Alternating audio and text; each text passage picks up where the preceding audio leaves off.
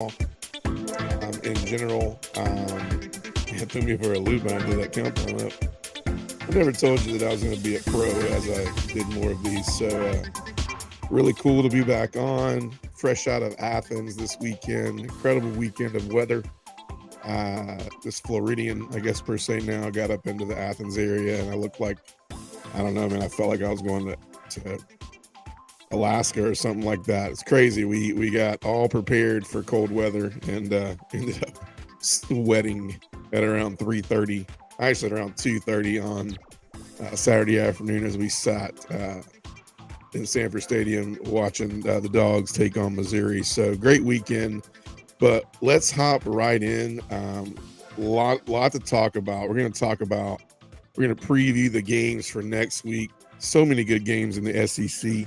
Had a really we didn't have that upset of the weekend that that many people predicted. Still haven't had that big key upset quite yet. So maybe that's a good thing. A lot of people said that. A lot of people said that it almost happened. We could dive into that. I'm not being partial, but I was there. I beg to differ. I think there were some plays where it could have, but that could be in every game.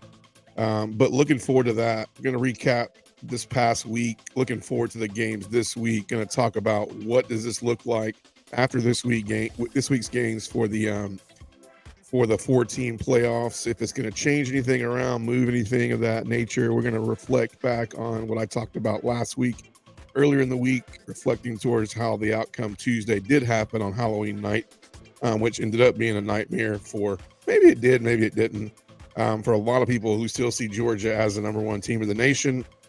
But it is a week-to-week basis. So we'll talk about how Georgia looked. We'll talk about how Ohio State looked. We'll talk about how Florida State looked. We'll talk about how Michigan looked. But before we do any of that, and we'll talk about every key situation coming down the pipeline, coaching moves, standings in the SEC. We got a lot to talk about, and we're going to pick this week's games. So let's hop right in. If you haven't already done so, please share at Ready Ted Go. On Facebook at Ready Ted Go, on YouTube at Ready Ted Go SEC, on TikTok. It's getting exciting. We're getting to an exciting part of the year. It almost has the feel of playoff time right now. Every game now the rest of the year matters. There's a lot of big games we're going to talk about outside of the SEC that mean a lot to the playoffs as well. But as we hop in and review, I think it would be let's get all the games that we kind of knew what was going on. I think picks this week, I think I ended up losing. I think I lost 2 picks, man. I think I'm down to 12 losses, which is sad. It's sad, 12 losses. Yeah. But I mean, I think that gets me up to around 90. Oh, no, we're in the hundreds. 102 and 12. 102 and 12. South Carolina, Jacksonville State. South Carolina ended up taking care of business towards the end of the game, 38-28. I mean, this game wasn't even supposed to be close, man. It was not even supposed to be close. Very, very wild. Very, very wild. Shane Beamer gets, he gets his 3rd win. Apparently the guys, he had a press conference afterwards that was, he embellished a little bit and said, everybody in that room there is celebrating. He said, you guys don't know. If you guys would be celebrating too if you knew what it meant to be on a team. I get that. I totally get that. Wins are wins. You celebrate. You work hard for wins. But in my opinion, there's too much room. There's too much talent in that room to be focused on the fact that you barely beat a Jacksonville State team that is 7-3. I mean, yeah, they have a winning record. But the Jacksonville State team that was put on that schedule to give you a breather to get into the rest of the schedule for the year. So trying to figure out why that's on the screen. I'm going to take care of that. I have no idea. It's weird. Anyways, you just, at this part of the year, you should be taking care of Jacksonville State. I don't know, man. I would say right now, South Carolina is one of the biggest disappointments in the SEC right now. We'll hop back on them in a minute. Auburn goes to Vandy, scores a lot of points in the second half. puts Vandy away. They were up 17-7 at half. Ended up winning 31-15. Peyton Thorne had his best outing of the year, almost 200 yards passing, 2 TDs. That was not a joke, by the way, because he just hasn't had the opportunity. I don't understand what the psyche is right now with the Hugh Freeze offense. I do know that Auburn has some very key games coming up that can really turn their season on a dime and make them. They need one more win to be bowl eligible. We'll talk about what that looks like for them going forward as well. But Auburn takes care of business at Vanderbilt. Vanderbilt continues just to be. I don't know if they had any high expectations this year, but they're definitely a letdown so far this year. Kentucky, 24-3 over Mississippi State. Zach Arnett, man, I don't know. The only reason I would think Mississippi State will let him have another year is because he's not very well paid. This kind of goes both ways. It's like, do we give him another chance? Do we give him another shot at his recruiting, class? I know he came in very late on Leach's recruiting class and just kind of, came in and tried to do what he could. They'll probably give him another year. I mean, the guy's only making $300,000-$400,000. I think his buyout's like $470 something thousand after I looked it up this weekend. So whether they keep him or take him, whether they keep him or let him go, I mean, it's not going to cost the university a whole lot. I do know there's speculation about after Alex Grinch from USC got the can today, which he should have, that he would be there would be some interest with him as a defensive coordinator out there at USC. But for now, 24-3 is the head coach still at Mississippi State. Mississippi State is 4-5, but particularly enough, they're 1-5 in the SEC right now. And then you got Tennessee, UConn, 59-3, all Tennessee. That was definitely the pick. The barn burner in down at Hotty Toddyville, 38-35 on a last-minute missed field goal by Texas A&M to try and tie the game up. Jimbo was about 2 yards short of going into overtime on that one, which has kind of been the tale of their season. We'll go over on that one as well. Big game, LSU, Alabama. Alabama just too much for LSU. Jaden Daniels took a hit middle of the third quarter that he came back in, but it put him in concussion protocol. Alabama just too much. There's been mention that Milroe now looks like a Heisman candidate and things of that nature. We'll talk about that one too. A lot of hot topics we can talk about that we'll take some time and get into. And then, man, Florida, Arkansas. Florida, Arkansas. I'll be honest with you. I picked Florida at the Swamp. I think the only thing I did say they had going for them, it was one of those noon games. So it wasn't like it, and it's not like the Swamp at night. So I did not suspect Arkansas to have that much offense. Arkansas gets their first, crazily enough, first SEC win with that 3-6. All of a sudden, I think his name is Kenny Guyton, is the offensive coordinator that took over for Enos at Arkansas. And all of a sudden, they're like, man, Arkansas can go, they can win the next 3 and they can go bowl game, and that'll, save the season or whatever for Pittman. Believe me, I want Pittman. I think Pittman, we've said this all year, Pittman relies on that OCD defensive coordinator position. He has to make great picks there because he's a great coach. He's a great steward of the team. He's a great recruiter. He does a lot of things. He checks off a lot of boxes as a head coach, but he needs that expertise in the offense and expertise in the defense that he doesn't have. Remember, he's been an offensive line coach for all his life. And so I'm not trying to say anything about offensive line coaches. I'm just saying they need that expertise level more than anything. A lot of times you'll see, these head coaches that come in, they've been on the defensive side of the ball a lot. So they go and they hire out an offensive mind. You got a guy like Lane Kiffin at Ole Miss this past year who has seen a lot of variances of things change for him on a dime this year because he's an offensive mind. He goes out and he hires a defensive mind out of Alabama, which has helped that team a whole lot, which we're going to talk about soon. But Arkansas like a different team. Why? Because they finally opened the playbook up. I mean, Dan Enos was like, he has this incredible system. He's a great offensive mind, but it was almost like he was scared to call the plays because he didn't want him to mess up. He was playing to he was not playing to win. He was just playing to, I don't even know how to rephrase it. Like he just didn't. It wasn't like he was calling plays to win the game. He was calling plays to hang in the game and not put him in bad situations. Florida did not look well. Florida did not run the ball particularly well. Arkansas came out. I mean, it goes to show you, KJ Jefferson. You know what Arkansas has done the past few games that has changed the game, in my opinion. Unlike Texas A&M, is they've understood that their offensive line is not performing well this year. So instead of just keeping them right there, keeping the big bullies in the pocket, trying to sit there and seal this pocket up, you got blitzes, exotic blitzes coming from everywhere. Everybody has seen tape on how to get to KJ Jefferson. They finally started doing some things like opening the playbook up, moving the pocket a little bit, letting KJ move a little bit, give him a few more seconds to run. Because I'm not being funny, but if KJ Jefferson is running out of the pocket that's being established, it's not going to do much for him. He's running for his life trying to find a receiver. It's more like a scramble. It's not really like a, hey, I'm buying time to find a receiver. There's no time built in to buy there. He's running for his life. That's the huge difference in what Arkansas has done the past few games that has made that offense come to life a little bit. Do I think that Guyton is the guy going forward? I think if he could do some things, if they could win 2 out of 3, which is doable. 3 out of 3 is going to be hard. I think if they could win 2 out of 3, that will give Pittman another year. They might need to go out.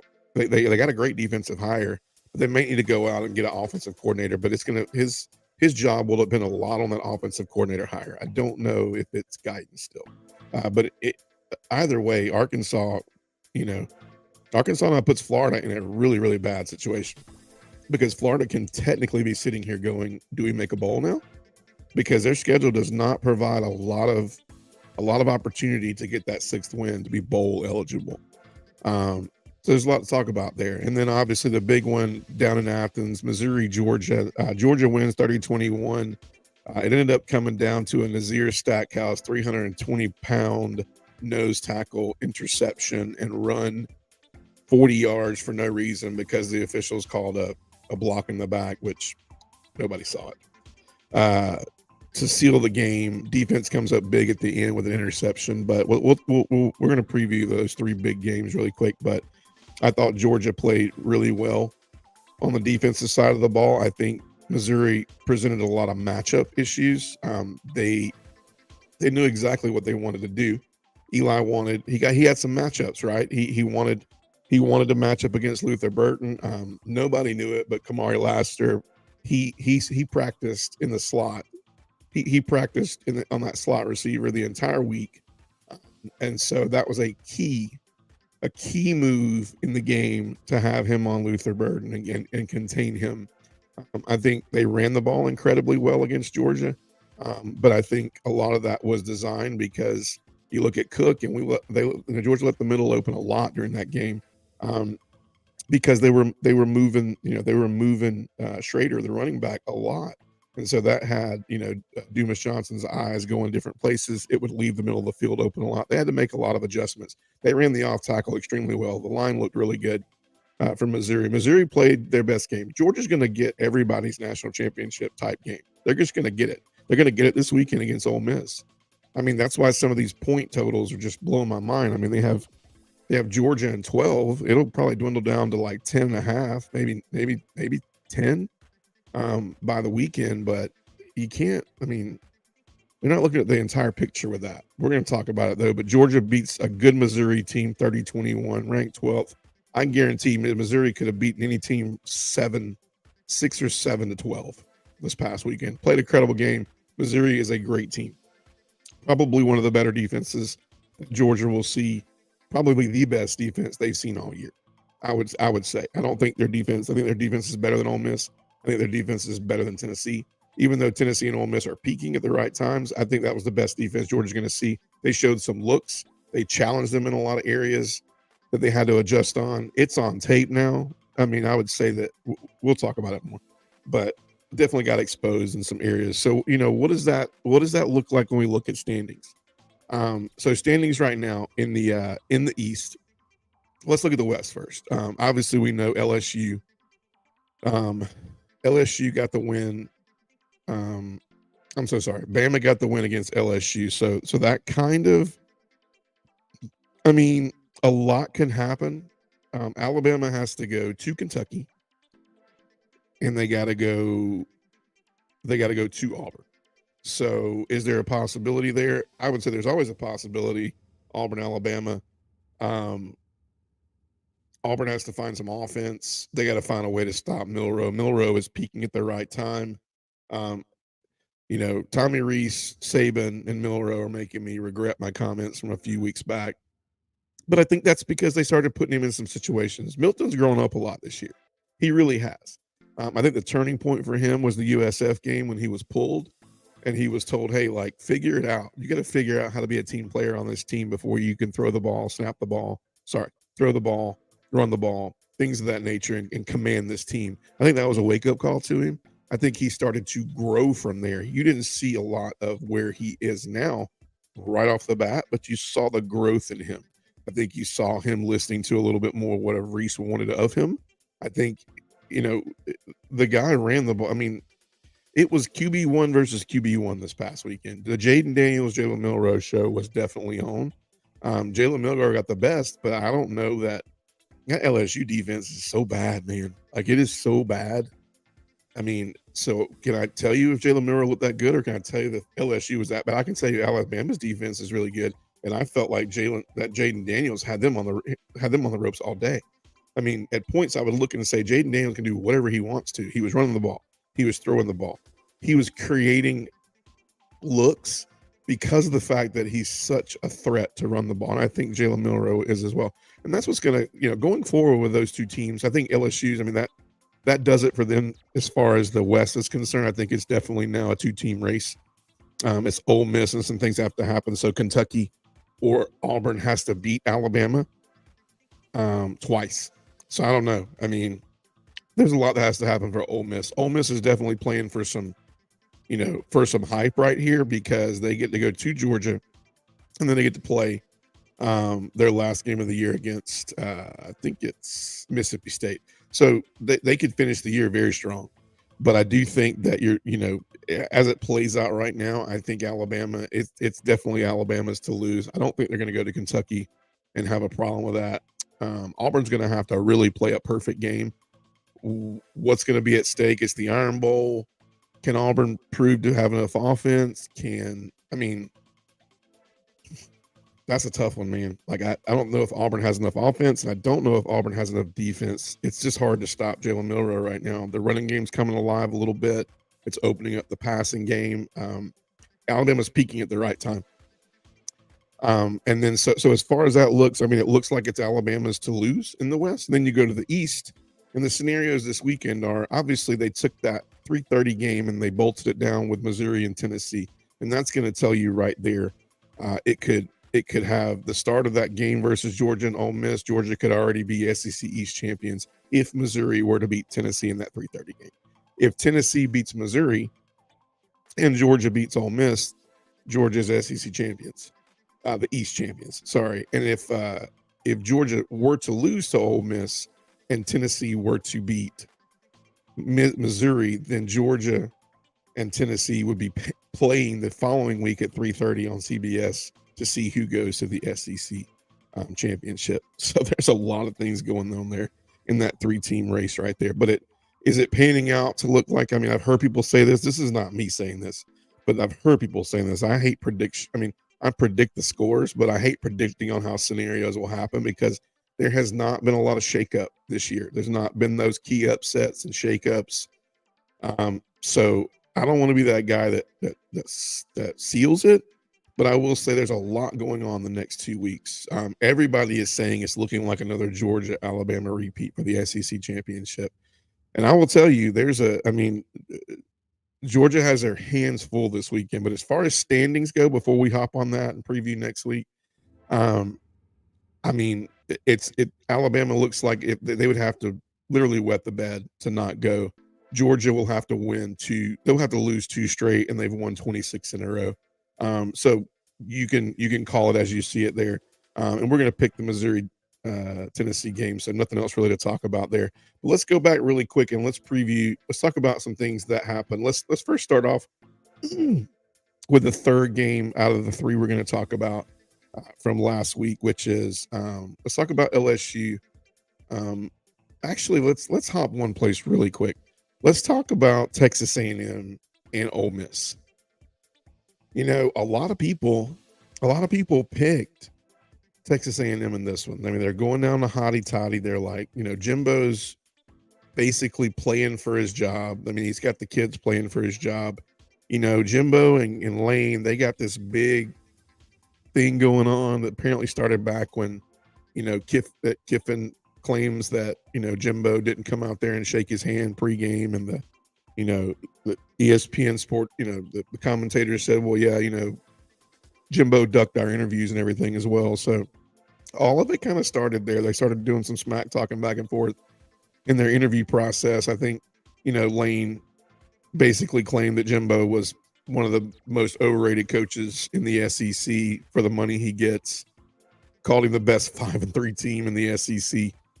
Just a lot of jabs going on, a lot of recruiting things called out from Lane, just nasty, just, dirty recruiting stuff going on and so on and so forth. Obviously, they're neighboring states. All there, those that Mississippi, Louisiana, Texas, all those states right there, including, right above them with Arkansas and everything, Missouri, they're all battling for the same players right there. So it all really heated this battle up. And, you would have thought when you started out, Ole Miss was out 14-0, and you're like, this is a done deal.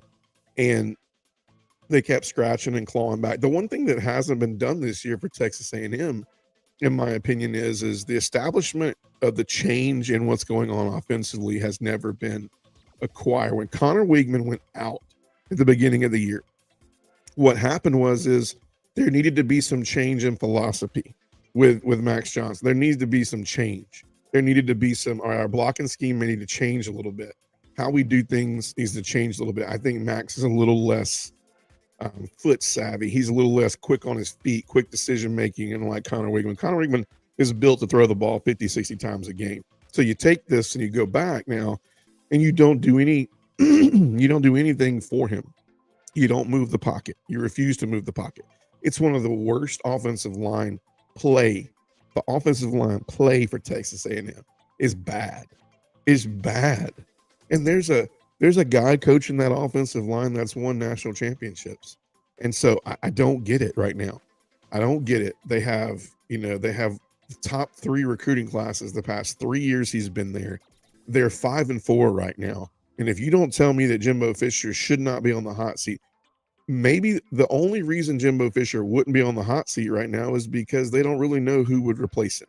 It's too early in the year to know what's going on. You got a lot of coaches who might be replacing that might be looking and going, do I really want to go down to College Station and have all this pressure on me to win? And now I got Texas coming into the SEC. I got Oklahoma coming into the SEC. Is it really a good time for me to take a coaching position at Texas A&M? Do I really want to move to College Station for 2 and done?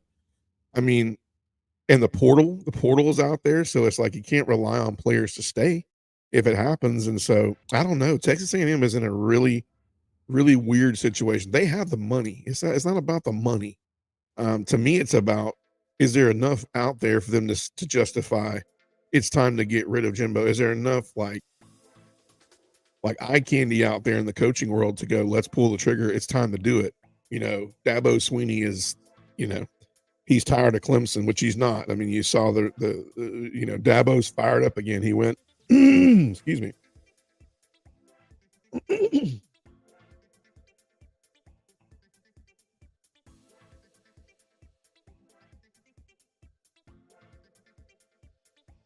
Needed a cough. One good time.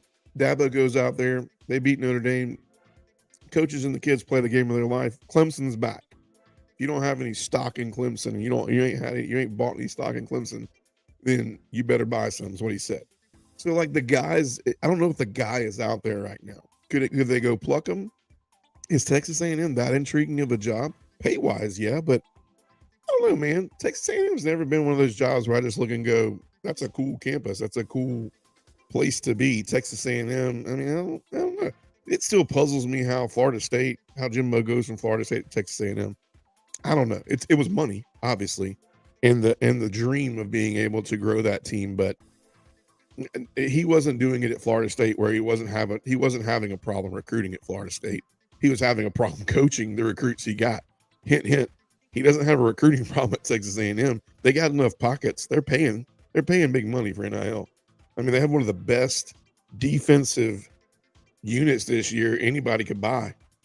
They have one of the best offensive lines on paper any team could buy, and they're 5-4 right now. So I don't know what else points back to coaching other than that. And then you go in and you play Ole Miss, you get down on them, you show some fight, you lose by a field goal, but better than that, I mean, you look at the rest of the year for Texas A&M and you just kind of scratch your head and you just kind of hope that, I don't know. I mean, are they going to be bowl eligible now? Like, I don't know. I'm looking it up as we speak before we move on because it's taking a little bit more time tonight. Getting coached out of a wet paper bag. You're right. Let's put that up. You're right about that. I mean, I don't know what the hype is on Jimbo. I mean, he was an offensive mind. I'm pulling up their schedule for the rest of the year. He was a really good offensive mind. I think that's what Florida State liked about him. He made too many excuses for me. So he's 5-4 right now. He's got Mississippi State. That's a win. There's his bowl. Oh, my bad. He's got Abilene Christian. He's good. They'll go to a bowl. But man, if you honestly look back and go, no, I picked Texas A&M to finish fourth. They might finish there just because of the lack of anything below LSU and Ole Miss in the West. But if you really look at that scenario, man, it's not a pretty scenario down there in College Station. I would be surprised. So he's got LSU at the end of the year. That could be it, man. Like if LSU just puts it on them and finds a defense and just embarrasses them, that could be like the nail in the coffin right there. But let's move on.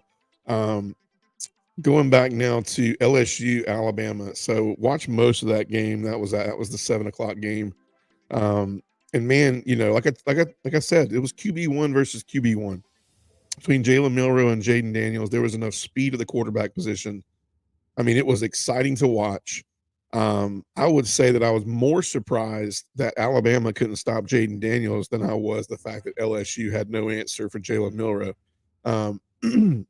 The biggest thing was going to have to happen is what happened to Jaden Daniels was what was going to turn the game on its head. It was going to have to be something like that because the quarterbacks were both doing whatever they wanted to. I expected that from LSU. I did not expect that from Alabama's defense. Does that mean Alabama's defense is not good? No, it just means Jaden Daniels is that good. And I apologize because at the beginning of the year, I actually said that Nussmeier would be his replacement. I think you're going to get a chance to see Garrett Nussmeier, this coming up weekend. But I apologize because Jaden Daniels has he done it on the heels of his legs? Yes. Has his legs? I think I read a comment the other day from one of my friends on Facebook that said Jaden Daniels just have a 90% completion percentage. You're right, because he scrambles for 10 seconds, and the 11th second, he's got every player coming at him, so somebody should be open. So 90% of the time, he should have a dump off, or somebody should be wide open in the end zone. So if you ask me, like, I didn't expect that from the Alabama defense. I felt like for a while they didn't have an answer for him. Obviously, Nick Saban is the king of making halftime adjustments, and then they did. But I think the halftime adjustment that was timely for Alabama was when Jaden Daniels got the helmet to the forehead, I should say the chin, whatever it was of his head, and knocked him out and put him in concussion protocol. That was the worst thing that could have happened, but they still were going to sit there and have to go blow for blow. And I don't think LSU they didn't have an answer for Jalen Milroe. I've heard some things people said about Jalen Milroe, and I don't know if we're there yet. I'm hearing, should he be considered for Heisman talk? I mean, I think I need to apologize to him as well, both those quarterbacks, because I didn't see both of those quarterbacks being where they were at this time this year. I thought there'd be a lot of speculation still about Alabama trying to find them a quarterback. If you do go back, I do have Alabama and Georgia going to the SEC championship from day one. But I told you it was going to have to be either Jalen Milroe figuring something out or somebody stepping up into that quarterback position that was going to make them get to this point. And I think that's been that for Alabama. I mean, 5 rushing touchdowns. It's incredible. That's just incredible. But LSU didn't have an answer on defense. And I'm going to be honest with you. Like, LSU, that's going to be a hard locker room the next 2 weeks because they don't have a lot to play for, in my opinion. Is Jaden Daniels going to be playing the next 2 games? Can they get the defense up to stop anybody? I mean, they got to play Texas A&M at the end of the year. And believe me, that could be Jimbo's that could save his job. I mean, Jimbo's got Abilene Christian. He's got Mississippi State, Abilene Christian, and LSU. So if he goes and he wins those 3 games, guys, he's 8. Look at this. He's 8-4, and he's going to a decent bowl game. So, Jimbo can pull himself out of the fire again at the absence of the fact that Mississippi State's having a terrible year, and Zach Arnett can't find an offense down there. The defense, that's his specialty, and they're not doing very well in it either. I think there's a good chance that LSU Texas A&M game could just totally replenish Jimbo's hopes, and he's 8-4, and he's skirted another year. I think he survives because of that. Because Texas A&M may beat LSU. I don't know. It's just can Brian Kelly get those kids to play because they don't have much to play for right now. Not talking about what goals they had at the beginning of the year because everybody knew it was a different Bama team this year. So that's where Brian Kelly's been talking it up, all year that we have a chance to win the West. Nobody thought anything about Ole Miss right now. They were wondering, well, how does Pete Golding, how does he transfer? Was he really the guy at Alabama, or was that Nick Saban's defense? So on and so forth. And I think we've proven the fact that it's been multiple variations of what's going on with Ole Miss as we move on. But I do think that Alabama is very, very dangerous going forward. Jalen Milroe has figured it out a little bit. Him and Tommy Rees have figured it out a little bit.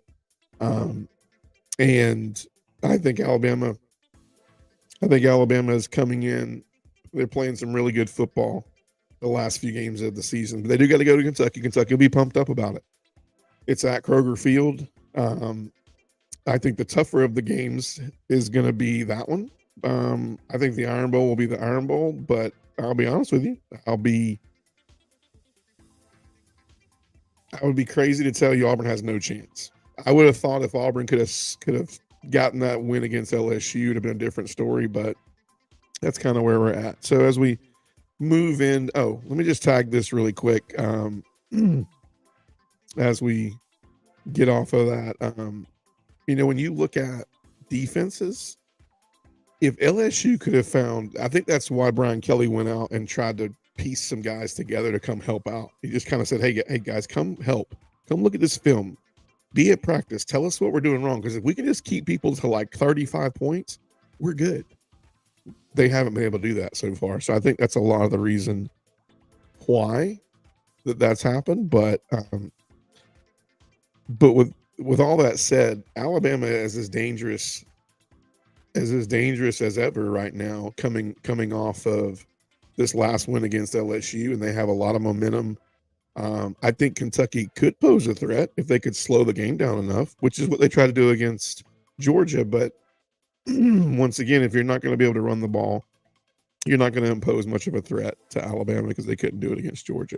Moving on, as we kind of let's look at the last game before we move into playoff stuff, implications, and everything of that nature. What we think the playoffs going to look like tomorrow night. And then we're going to pick these games for week 11. So sorry, my voice is acting weird, but I was hollering a little bit this weekend. But talking about this game. So I was there live. I will say Missouri had a bye week. Very impressed with Georgia. Was very impressed with Georgia. The Georgia fan base, man, it's I'm going to talk about this in a minute. It's just one of those things where sometimes you look and you just scratch your head. and I was around a lot of the Georgia fan base this weekend, around tailgating atmospheres, talking football with friends, family, all of these things. And when you look at what happened on Saturday, I'm gonna let you know one thing. Number one, everybody is gonna give Georgia their best game. It's everybody's national championship when they play Georgia this year. Georgia's 26-0. I'm sorry, 26 game win streak. Yeah, 26-0. They're going to get everybody's best game. And if you look back, everybody has gotten. I mean, everybody's given Georgia their best game. You look at some of the games and you look how they panned out, and you look where Georgia imposed their will. But you can also look back and go, Georgia has done some incredible things with some key injuries. I mean, key injuries. As we start back and we go back to weeks 1, 2, and 3, we can look back at the health of the Georgia running back room. I mean, at one point, Dylan Bell was very heavily relied upon to run the football. When there was, at some of those times, there was no Kendall Milton. Dejon Edwards, the first 2 to 3 games of the year, he was there, but he was running at about 70%. He was there because we just needed some experience to make sure we didn't just not have a running attack. Branson Robinson, he was going to be heavily relied on this year to play a key part in the running back position. He's probably sitting there 1, 2, 3, him, Dejon, and Milton, and he's getting a lot of second reps when Milton's been out this year. Instead, that was Dylan Bell and Cash Jones. But the running back situation at the beginning of the year was not good. So here they are sitting 9-0, and they pieced together a running back room. And as we all know, Georgia's going to be balanced. Like, they're going to be balanced, and so they depend on that a lot. That helped Carson Beck get involved this year a lot. Brock Bowers helped Carson Beck really get comfortable in the offense a lot this year. And as we all know, Brock Bowers' injury. He's still. I think the situation this morning after Kirby's press conference is he's jogging. He's working. He doesn't want to get, Kirby doesn't get too high and doesn't get too low. He's more apt to get low than high. He just likes to play it. He doesn't like the media spectacle. So he's not gonna. I mean, he squashed the Lane Kiffin talk. Him versus Lane talk immediately. He ended on a as a matter of fact moment before he left the podium. But timetable for Brock says anytime between Tennessee and SEC championship if they make it there. And so do I think they'll look more towards the SEC championship if they make it? Yeah. I do. I don't think you see them rush it back at all. He might be dressed out versus Tennessee. It'd be nice to maybe have them able to scat. He might be dressed out against Ole Miss. Who knows? I do know Kirby to do things. He's not a trickster, but he's methodically playing the game, right? I mean, if he thinks that he can go in a play or two and be or the whole game, but Kirby's a guy that you got to practice to play. So if Brock doesn't practice this week, Brock's not going to play. Is he a different kind of guy? Does he line up with that rule? I think he still lines up with that rule. I mean, he said it. Amarius Mims is a top 15 prospect next year in the draft. He practiced well enough that he could have played. He didn't play. So Kirby's not going to run it back. It does look very, very highly likely that we will get Mims back this week versus Ole Miss, which is a great thing. Does Truss move back to? I mean, I think you see Mims. I think you see Mims start. If Mims is ready, he starts. That's just me. If he practices, he's going to start. So that's what I see happening there. But you remember that too. Mims goes out. We recircuit the whole, offensive line again. We move them around, things of that nature.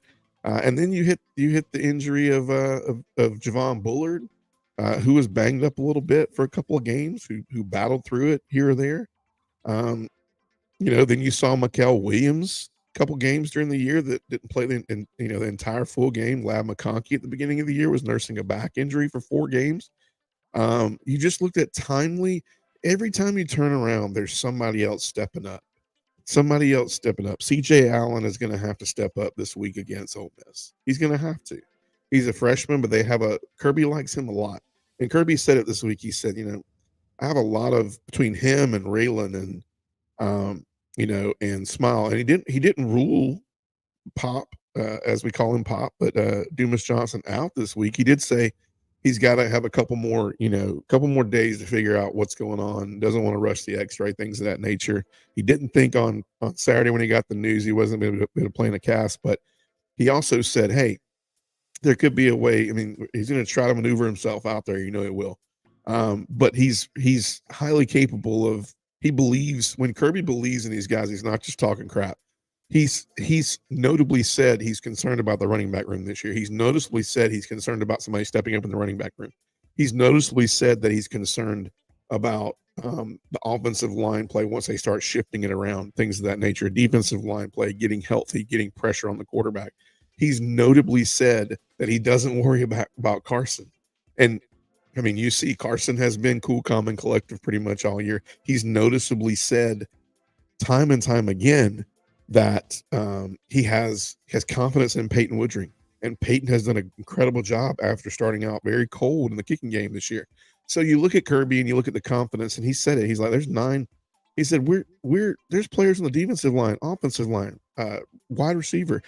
We have dudes, but we're going to play the people that give us the best chance to win. We can't play everybody." And so, as we push forward into this game against Ole Miss, does Ole Miss pose a threat to Georgia? Well, Missouri posed a threat to Georgia. Missouri ran the ball incredibly well. Missouri they went out. That's the two things they did this year. That's the two things that Eli did this year at Missouri. He went in the portal.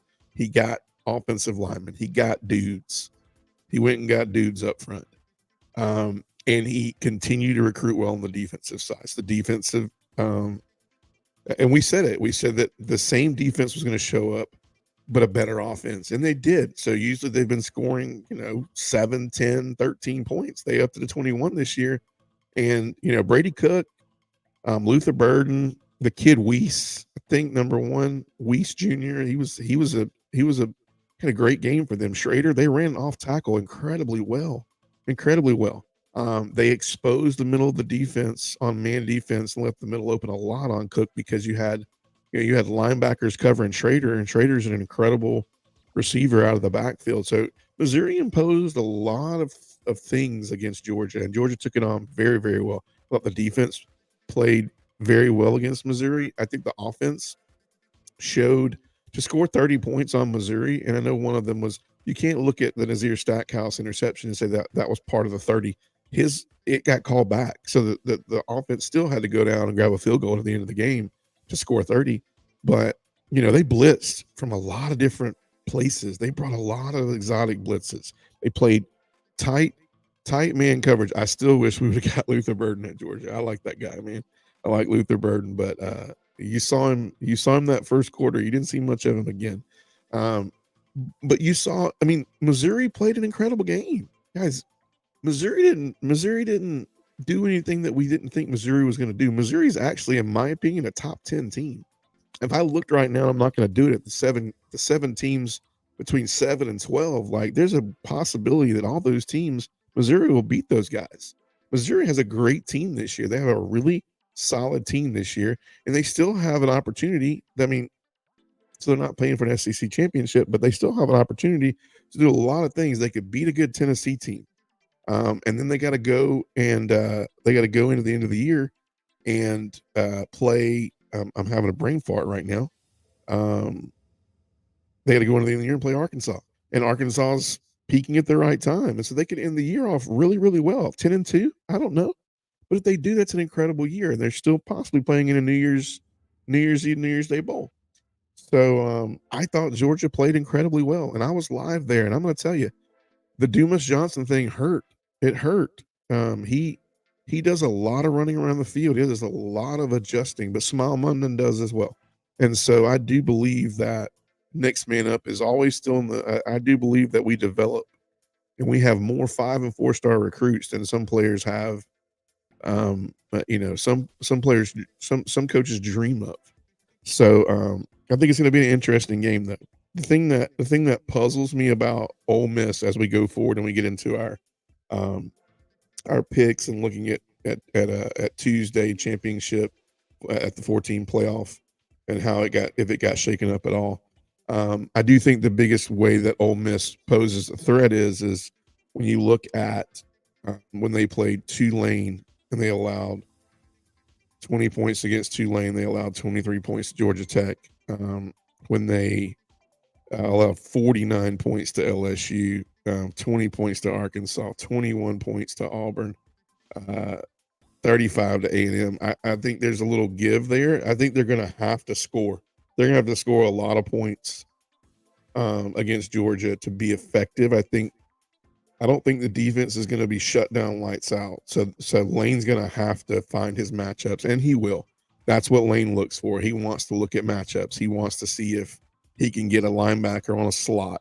He wants to see if he can get a Quinshon Junkins on a linebacker. He wants to see if he can find him a Trey Hill, this guy from Louisiana, who had an incredible game, 210 yards against Texas A&M. He wants to see if he can find that guy out there who can get a matchup on, so forth, so on. He wants a matchup, and he'll find them. I mean, Lane's an incredibly talented offensive mind, and so it's going to be a great game. It's going to be a very interesting game, and we'll talk about the keys to winning very soon as we shut it down. But let's talk about what we think is going to happen tomorrow night with the 4-team playoff.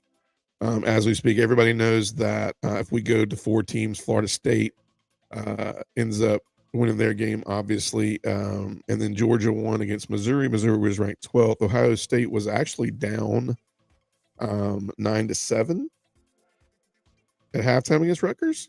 Ended up winning 35-13, but definitely a little bit tougher of a game in the first half than I would say that the number 1 team in the nation should be having. Down 9-7 at Rutgers. That might change the committee's mind a little bit.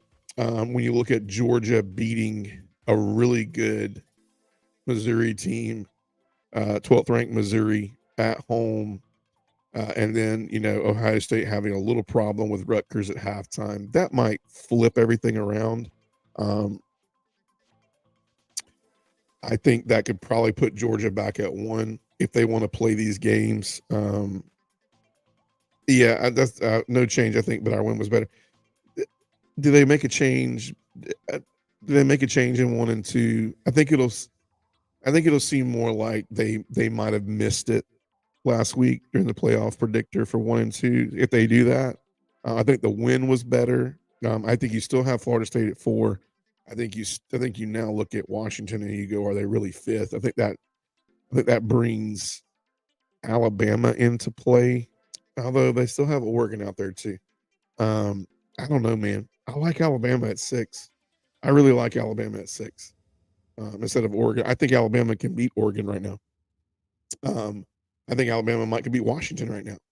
I look at those teams and I've seen them be exposed. I mean, USC's defense laid a giant egg on Saturday. I mean, it got Alex Grinch finally fired. I think you had to fire him. I mean, if you're USC and you don't fire him, I don't know, man. You fill in the blank there, but he had to go.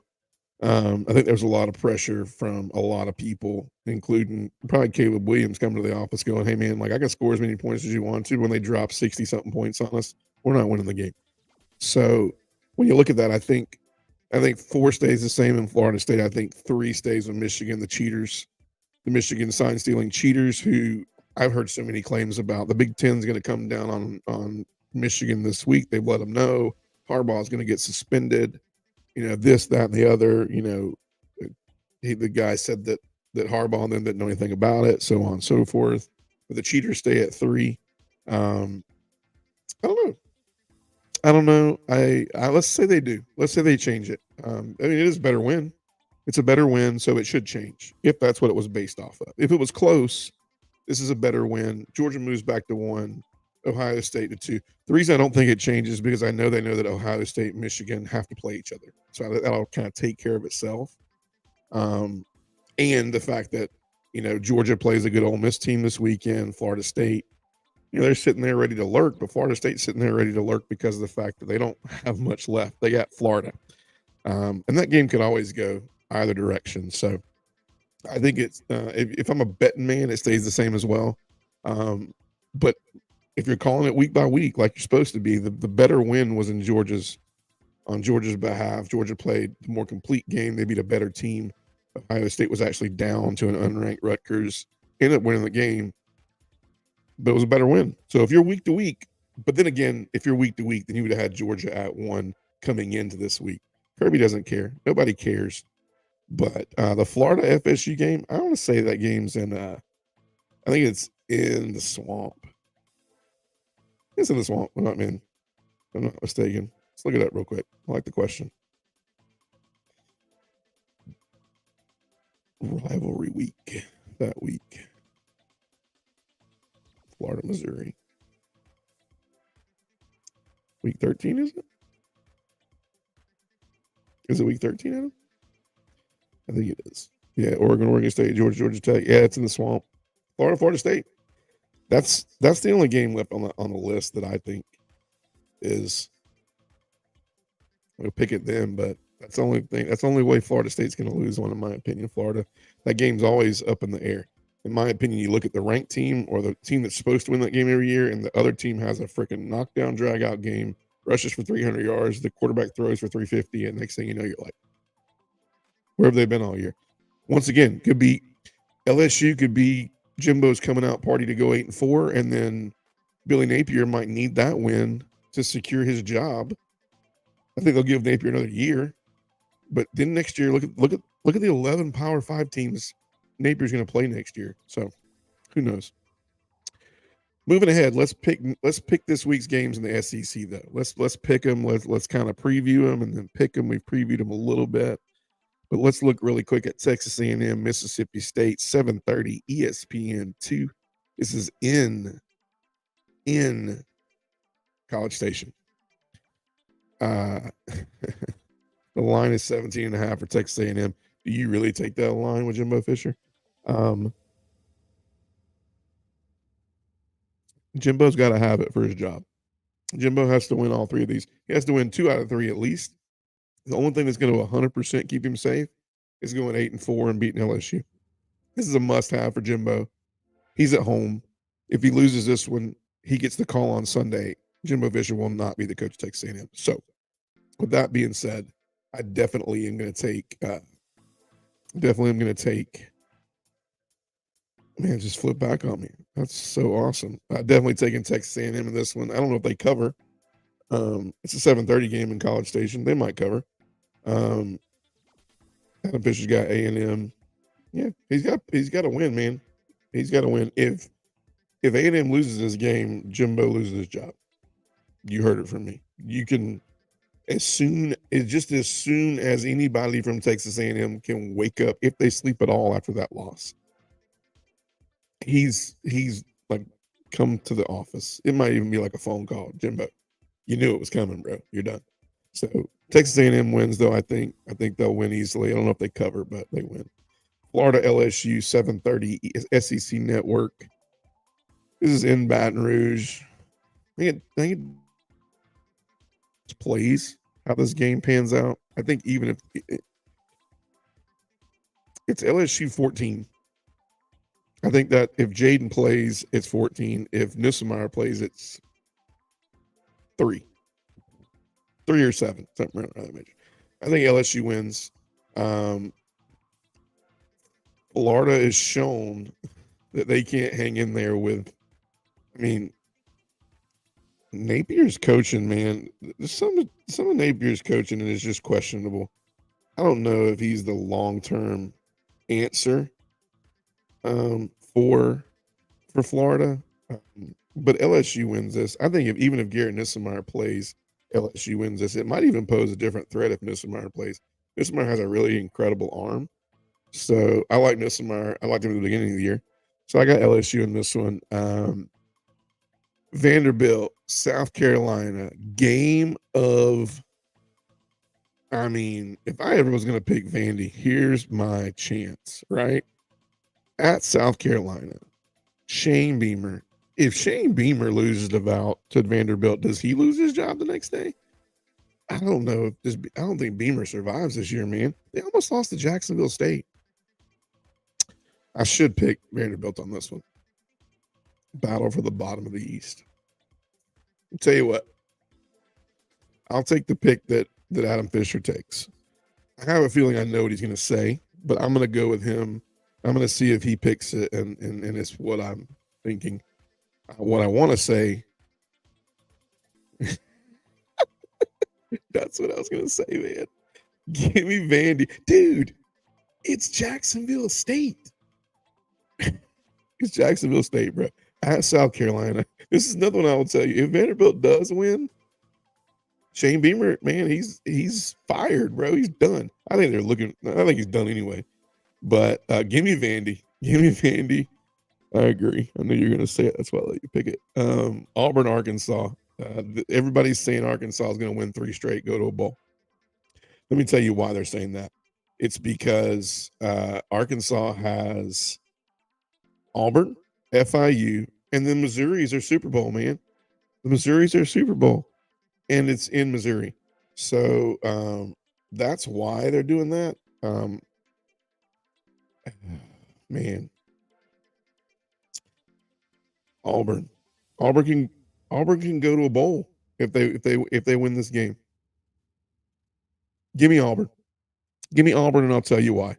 I don't know if Arkansas can put that together 2 weeks in a row. I like Auburn. I like Auburn. I just wish they quit this freaking doopsie-doo quarterback battle. Like, I pray to God they get a quarterback next year. If it ain't Thorne, somebody said Thorne has a year of eligibility left. By the way, I'll leave that for the Auburn fans. I'm sure you don't want to hear that, but give me Auburn. Kind of like in whose line is it anyway? Like, the points mean nothing. Give me Auburn just because I just don't. I'm not betting for Arkansas. I just don't know who's going to show up. Is the same team going to show up that played Florida? Give me Auburn. Give me Auburn. Alabama, Kentucky, in Kentucky, Kroger Field. It's noon kickoff. That's why I say this is not even close. 10.5 for Alabama. I think more. Alabama wins this easy. They're going to take away the run. It's the Georgia game plan. If they were smart, they would pull that Georgia game plan footage, and it might end up the same way. Alabama wins easy. It's the knockoff of the century if Kentucky wins at noon. Noon kickoff might help Kentucky, but it doesn't help them for, pulling for Kentucky.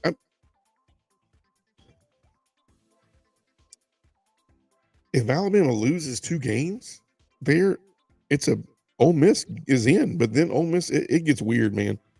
The West gets turned upside down in the next 2 weeks if Alabama blows it. The East gets turned up sideways if Missouri loses. Loses and Georgia loses too. There's a lot that could happen for the East.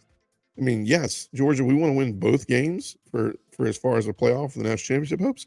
But the best thing that could happen at 3:30 is for Missouri to win, and that will kind of just seal that. And then the best thing that can happen for Georgia too is for Alabama to win, so that Ole Miss is like, if they're not, I feel like Ole Miss is going to play out of their shoes anyway because everybody gets Georgia's, it's their national championship against Georgia, so they're going to play out of their mind regardless. But I think it's a little less motivation to know that their hopes are not alive. Tennessee, Missouri. I got Missouri in this one. Missouri played incredibly well against Georgia. I think Missouri poses a lot of threat for a Joe Milton who has to be poised back there. Missouri took away the run versus Georgia really well. I think they ran it when they had to. But if you're going to make Joe Milton one-dimensional, it's going to put Tennessee in a bad situation. Tennessee's defense looks better. Georgia's defense is a little bit better than Tennessee's, in my opinion. A lot better than Tennessee's, in my opinion. And Missouri found ways to create matchups against Georgia. Give me Missouri. Give me Cook, Burden, and Schrader to run the ball incredibly well. If Missouri poses those blitz packages against Tennessee, Tennessee's line is not as good as Georgia's offensive line. I'm not being partial. I'm really being truthful. I do think Georgia has one of the best, if not the best, offensive lines in the country. And I think they had problems with Missouri's blitz packages and the pressure they were presenting. I think that's going to make Joe Milton be one-dimensional. I think Missouri wins this game. So I got Missouri in this one. And then we go down to the big game, Georgia, Ole Miss in Athens, 7:00. That helped. definitely help. We've had more night games in Athens this year than we've had in the past 3 years combined. So I would totally say that that played a lot of part in helping. I think there'll be a lot of drunk, rowdy fans in Athens. 7 o'clock. It presents that Tennessee type vibe. Kirby has called for that Tennessee type vibe. He actually mentioned it today. He mentioned that that he remembered that game and he remembered how loud it was, and he really he called for. Sorry about that. Taking a text right now from somebody about that game. Um, he must be watching. Um, he mentioned it. He said that Tennessee game, um, huge atmosphere against Tennessee, broke some decibel records. I was at that game last year. Kirby called for it. I think the fans are going to be loud. I think it's going to pose a lot of threat for Ole Miss. The things that I think are going to be tough. Let's talk about how Ole Miss could win this game. Ole Miss can win this game by matchups.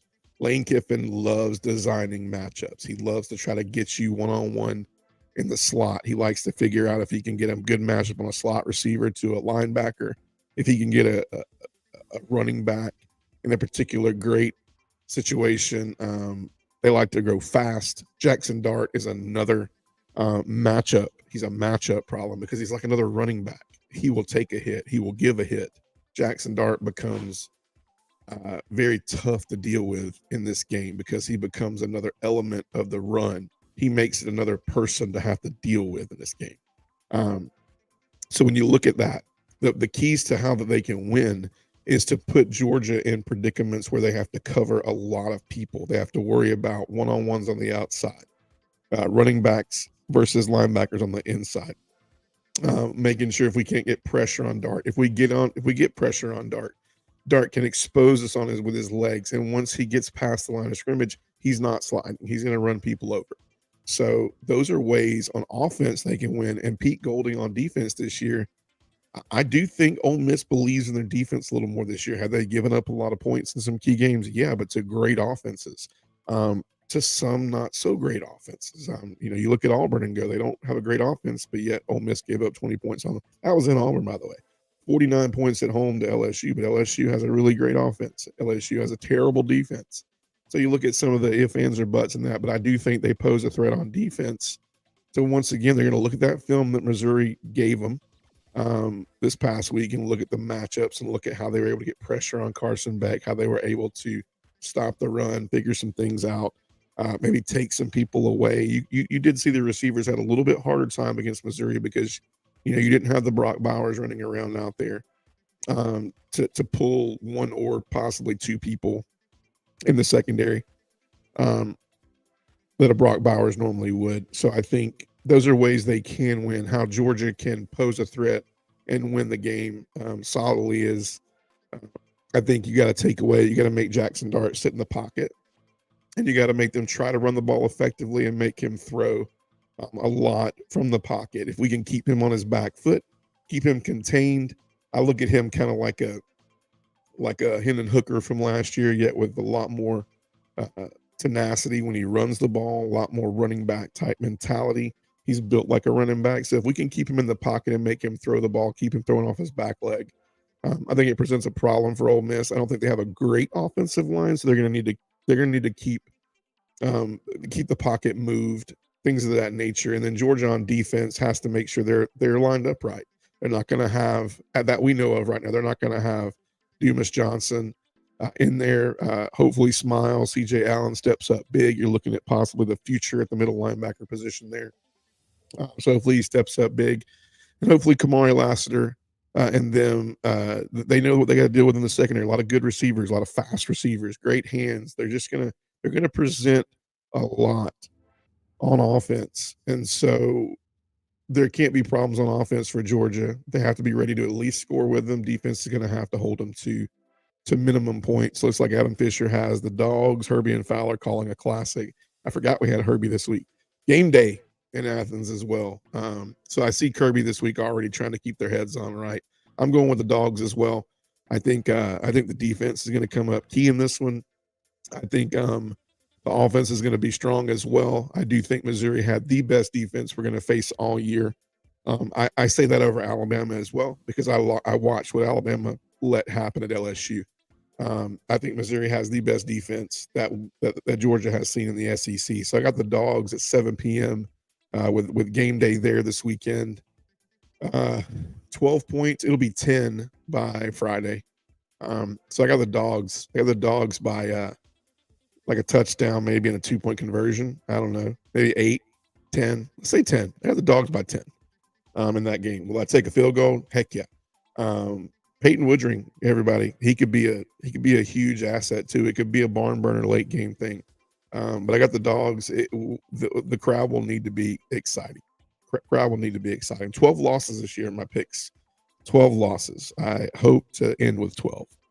So went a little bit overnight. Big week in the SEC. Big week. A lot of things are going to be determined this week. There could be a lot determined by the end of the Missouri-Tennessee game at 3:30. There could be a lot determined by the end of the Alabama-Kentucky game at 12. So we'll know a lot about how the SEC really is going to line up at the end of the night on Saturday. So is the East and the West locked up? I do think if Alabama wins, if I'm not mistaken, if Alabama wins, they still can't. If Alabama wins and Ole Miss loses, they sew it up. If Alabama wins and Ole Miss wins, it's not a done deal yet. If Georgia wins, it's a done deal. If Missouri wins and Georgia were to lose either of them, it's a done deal. Georgia's in. So lots going to be decided on Saturday. It's going to be an incredible weekend. Enjoy it. If you haven't already, share this video with your friends. Tell people about it. Tell somebody. Tell your friends to tell their friends. At Ready Tech Go. We are winding the year down. Also a first year of Ready Tech Go and winding a year down. It's been fun so far. I can't wait. Can't wait to get into the playoffs and bowl season, things of that nature. So share. Follow. Thanks for the support. You guys have a great weekend of SEC football. Bye-bye now.